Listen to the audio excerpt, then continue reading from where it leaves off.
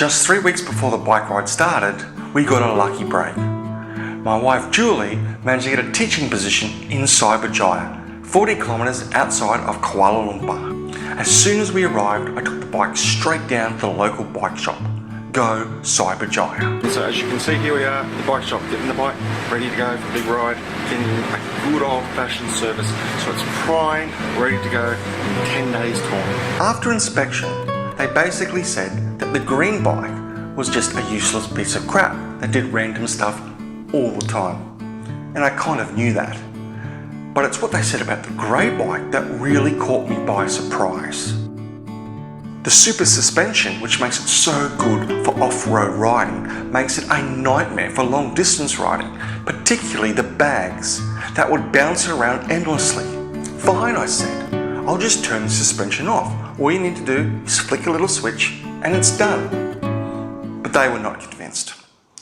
But at this stage, I'd run out of time and I certainly didn't have money for new bikes. We just simply had to go with what we had.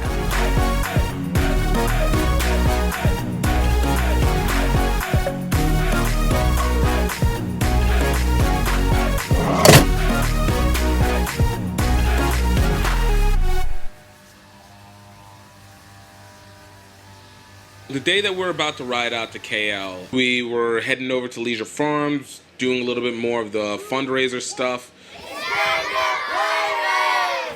We ended up not leaving Leisure Farms until about 3 o'clock. This is the first leg of the real trip. Out to the great beyond we go. Right. Tokyo, here we come. Yeah, buddy. All right. Easy.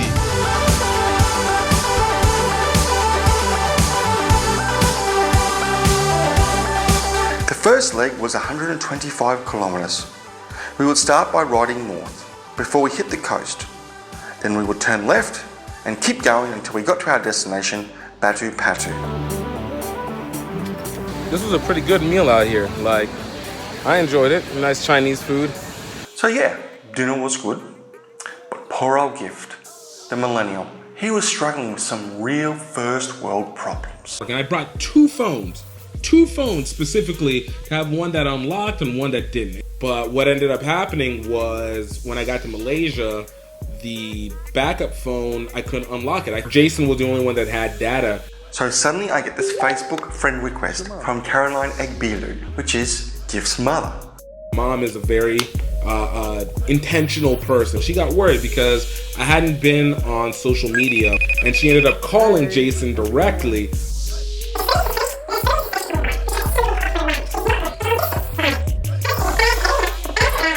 Doesn't matter how old you are, mums are always scary. I would put it like this. Don't try and sneak off on the Nigerian mom.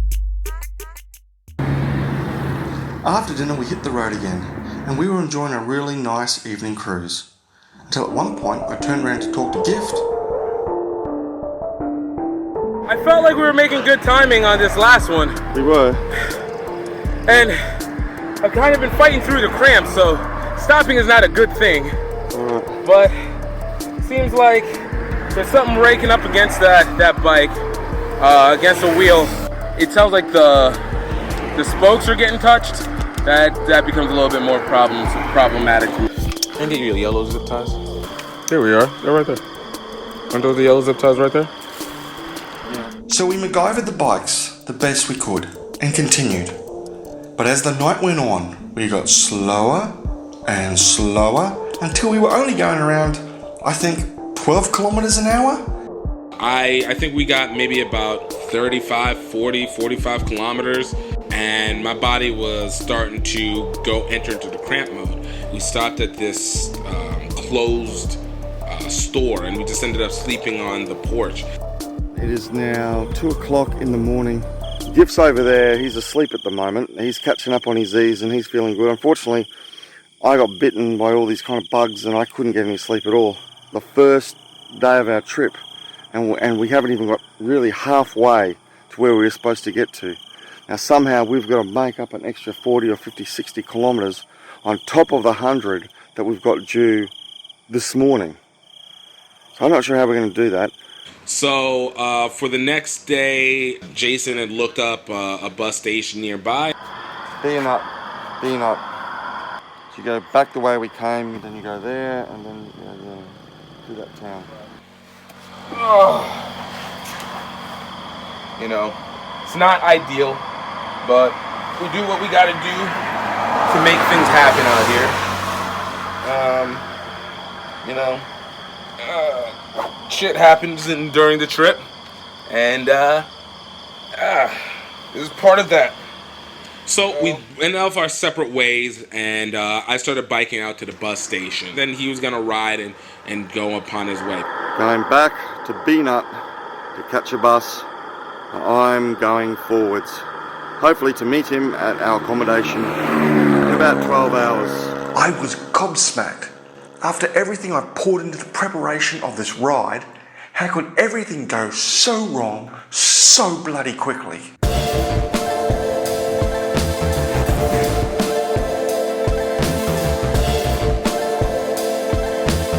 I was really tired and really disillusioned, with 160 kilometres still in front of me. I had to stop somewhere and freshen up. And that, ladies and gentlemen, is what we call a squat toilet shower. It's probably just best if you don't ask, really. I don't think you want to know. When I got to the bus station, it was empty. We're in the middle of Malaysia. It was really rural, and mind you, I also have no idea what the language is. Found a random bus guy, helped me get my bike on. Started talking to the bus driver and people, started talking to a couple of the passengers. You know, of course, a lot of people were hitting me up because of my hair. And then it was also where I kind of realized how safe this area was. People weren't trying to rob you. Nobody was trying to really cheat me out of anything. It was just good conversation. Like, I legitimately enjoyed it because I was like, this is what I wanted. Like, I wanted these tidbits. Now we were both heading in the same direction, to a hotel room in Malacca. So I came to this restaurant, had a chicken curry, did this video diary thanking our supporters from Singapore and Leisure Farm. We are day 2 of the actual ride itself. Yours truly has been riding for a long time. So I sat down, leaned slightly forward and...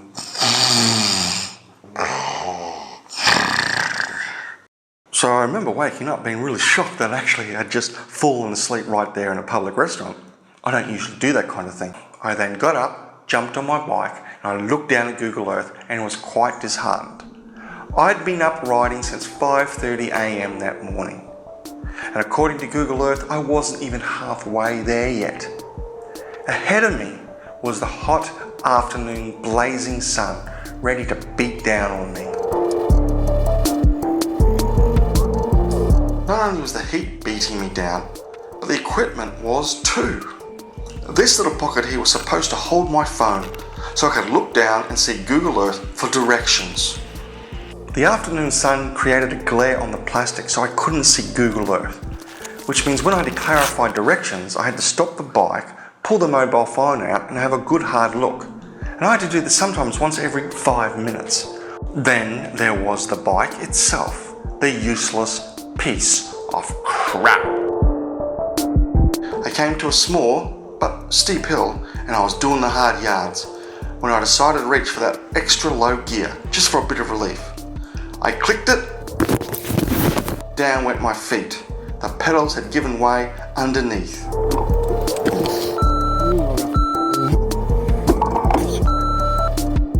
And to think I hadn't even gone 2 full days yet.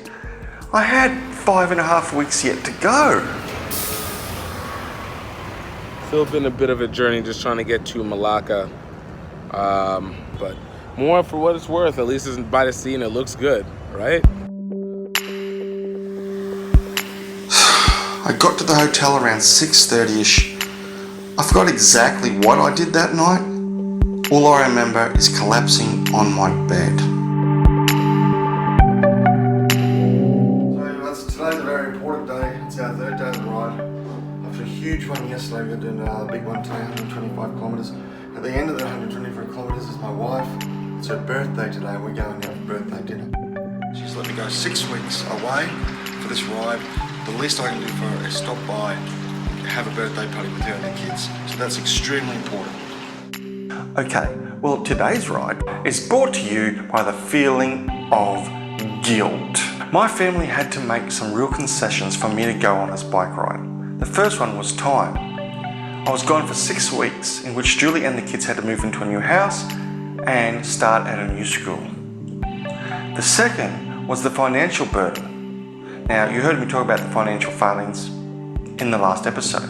Well, my family took the brunt of those failings. So when I realised that our cycling route was going through Cyberjaya around the time of Julie's birthday, I realised that this was a chance I could show Julie my appreciation. Just about to head out of here. From this place has been nice. We got to get to Cyberjaya. I left actually super late. I ended up calling up a taxi, and the guy that I called up to taxi, that guy, man, I had the best conversation with him for like 2 hours. So he was like a light Indo-Malay, and his wife was Chinese Malay, and he was talking about his mother, had kids. We were talking about hip hop and music. I was in heaven. I enjoyed it. Just what I don't need. I'm cruising along, making good time to get to Julie's party. Now we got what we call in the cycling world, a flat tyre. Now, this should have been an easy fix, even for a mechanical moron like me. But when I pulled out the tube, it was a 26-inch tube. For Gift's bike, I needed a 29-inch tube. And now I had to walk through this town to find one. So now I'm walking 5 kilometres across the other side of town to find a tyre. Because I kept asking these people, where can I get a tyre tube? Where? And they just kept going like that, just pointing. I say, well, it's in the sky, am I going to fly up there? Social scientists say that 15% of the population have an IQ under 85. I think I found where they all live, in this stupid town here. So I found the shop and I found the guy who runs it, and he's been great. And he had the right size tube but the wrong valve. The valve was too thick to fit through my rim. So what did he do? He made my rim bigger. You know, we finally got to Cyberjaya, and it was just an easy trip. They always seem nice though. I've never had a problem with a taxi driver. It started raining along the way, so I kind of was worried about Jason, but again, I don't have a phone that has a SIM card, so I was like, you know, we'll see what happens. This, ladies and gentlemen, is a proper Kuala Lumpur thunderstorm. Of course, the question is, how am I going to get to Julie's birthday party dinner? And I'm still 60 kilometers out of town. So I get inside the hotel. I think I got in at like 4 o'clock in the afternoon. It was 5 o'clock, waited, 6, waited. So I rang Julie and said, hey, look, it's raining. I will be later than I first thought. She was okay with this. But I was on a time limit because it was a school night. I just had to wait for the rain to ease up just a little bit, and then I just had to go for it. As per usual, the useless piece of crap bike had its own ideas. The second leak in the tube in one day. To me, this bike is done as far as I'm concerned. This has given me nothing but grief since I bought it about 9 months ago. It's had countless flat tyres, it's had countless problems with the gears, like too many for me to remember. It never gets better. It hasn't even gone 500 kilometers and there's another 3,300 to go. I cannot trust this stupid piece of rubbish. Cannot. I'm done with it. Jason gives me a call and he's like, my piece of shit bike, I just left it behind. And I'm like, wait, what? Threw it off to the side, kicked it, and just left it for the villagers and got in a grab taxi. As far as I know, the bike is probably still there to this day. I don't care. That bike can burn in hell. And then I was like, yo, are we still doing your wife's birthday? And he was still on his way. So it was gonna be impossible. I walked in that apartment between 9:30, covered in sweat, rain, mud. The kids were well and truly in bed by now, and there was no party.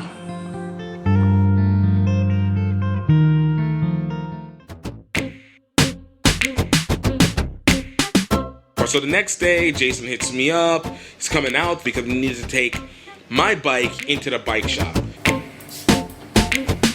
Those guys were amazing too. How crazy could you get? Like, I had a great conversation with Youssef and added him on Instagram, and you know, we were just going back and forth. So Gift gets all excited by hearing a ringtone. I think, why is Gift so excited about a bloody ringtone? Why are you so excited about the ringtone, Gift? Who can't be excited about Power Rangers ringtones? How embarrassing. I'm so embarrassed right now. Guys at Go Cyberjaya had made a trade with Jason. They took our mountain bike, the one that I'd been riding that had the springs and the bike rack and everything issue problematic, and gave us a proper road bike that was just solid. The calamity on the first night between Gift and that grey bike was confirmation for the guys that this bike was not going to do the job. And so I didn't really feel I had a choice. I reluctantly made the trade. Having said that, they gave me a really good cradle, which I could put my mobile phone in so I could read Google Maps. They gave me the most comfortable seat you could ever imagine. And they even moved the tyres across from the old bike to the new bike. I think we have a winner! Alright. You know, so now we have the touring bike. It's gonna make things a lot easier. Really more so in terms of Jason being able to ride, as we are only down to one bike now as a result. So at least in this situation, it'll be the best bike for touring, though I will not be the participant on it this time. It was also a rest day for us. So the guys from Go Cyberjaya drove us into Kuala Lumpur. And so we got into our hotel. You know, that first night was just kind of like look around. Now after a quick look around town, we retreated back to one of the local rugby pubs, where we were planning to meet some of the local rugby players to find out more about Malaysian rugby, because it is actually quite dynamic there. The sport is really growing. But unfortunately, because of the squeeze of time and everything that happened in the last couple of days, this fell through. So instead, Gift and I just hung out. After all the dramas, it was great just to sit back and hear Gift's fresh take on his Malaysia Kuala Lumpur experience. Kuala Lumpur was like what I wanted from a big metropolitan city that happened to be in Southeast Asia. Like, it had the right grittiness. It was super diverse. There was a lot of people. Felt busy. The people were so nice. They were so nice, and everybody was so cool. I could live in Kuala Lumpur. So after 3 very short days, 2 bikes turned into one completely different bike, and 2 riders turned into 1 rider. But at least we had each other. And that was important for moments like this. And in the days ahead, there are going to be many more moments like this.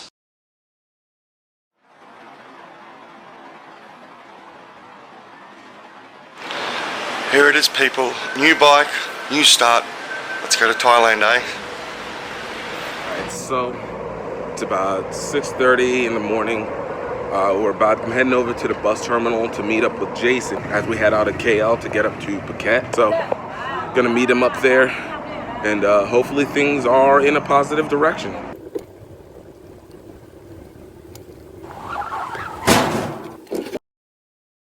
It happened. I got Thailanded by a motorbike.